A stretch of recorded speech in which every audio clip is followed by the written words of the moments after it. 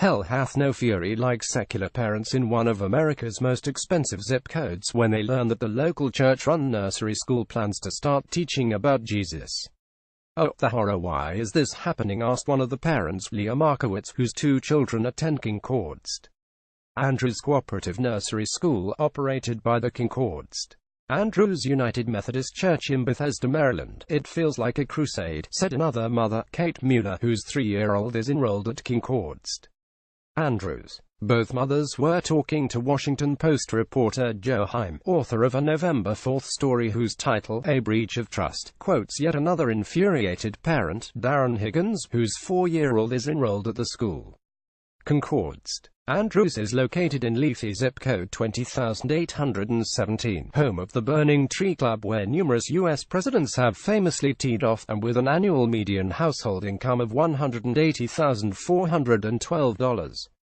That likely classifies 20,817 as a super-zip, the term coined by Charles Murray and coming apart to characterize the 650 or so U.S. zip codes where the median household income exceeds $120,000 and 7 out of 10 adults have college degrees.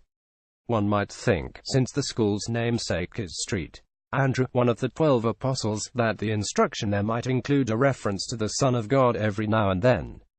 But according to the irate parents, the nursery school, which opened its doors in 1958, has never in all of its history afforded any kind of religious instruction. Indeed, Kate Mueller, in her interview with the Post's Heim, described it appreciatively as the godless nursery school. Many parents apparently chose Concord St. Andrews for the children precisely because of its strictly secular focus. All of that changed this past October, when a relatively new pastor since 2014, the Rev. Susan Brown, informed the school's director that, starting with 2018-19 academic year, Concord St. Andrews will incorporate age-appropriate Christian lessons in the children's daily activities. According to Heim's story, Rev. Brown announced to staff members that the church had hired a director for children and youth ministries, who would help incorporate religious lessons into the curriculum, and that there would be prayer and chapel. Rev. Brown also held a meeting for parents, distributing a handout that stated the CSA Nursery School is not a secular organization. It operates under the church's exempt status with all of the privileges of that status. As such, it must include religious education as part of its primary mission.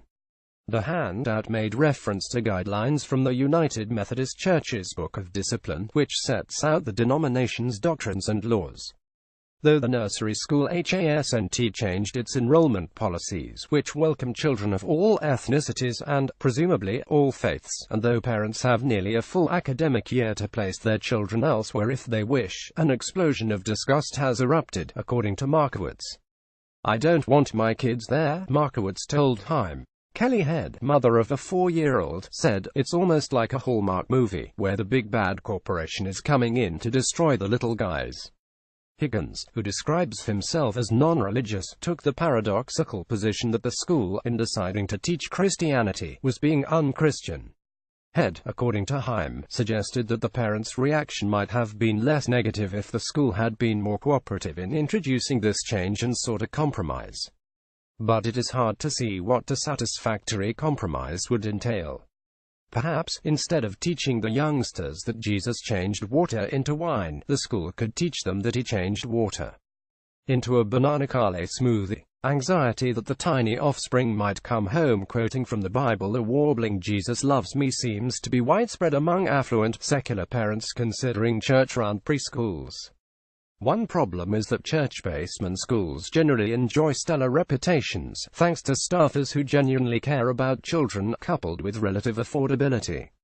The internet abounds with forums in which non-religious mothers and fathers wring their hands, weighing the school's merits against the downside of looking hypocritical, or even tacky, as one parent put it, by patronizing a dreaded Christian institution. "I'd typically associate Baptists, at least in the South, with being close-minded and, well, hateful," said another worried parent, who was considering a brand-new Baptist nursery school. Another parent expressed relief after visiting a Catholic preschool and discovering that the only religious object there was a toy Noah's Ark.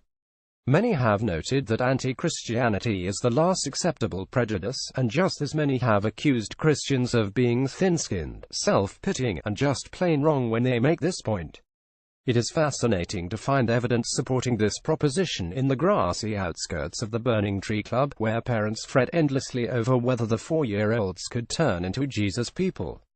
Charlotte Allen is a writer living in Washington, D.C. Become a fan of First Things on Facebook, subscribe to First Things via RSS, and follow First Things on Twitter.